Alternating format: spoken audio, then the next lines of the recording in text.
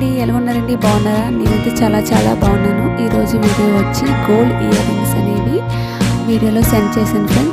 మీకు అందమైన శ్రావణ మాసం వచ్చేసింది.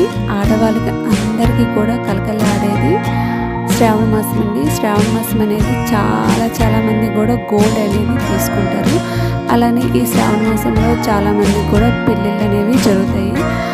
కొత్త పెళ్ళైన ఆడపిల్లకి, పెళ్లి కూతురికి కొత్త న్యూ డిజైన్స్ అండి చెవిజొత్తులు.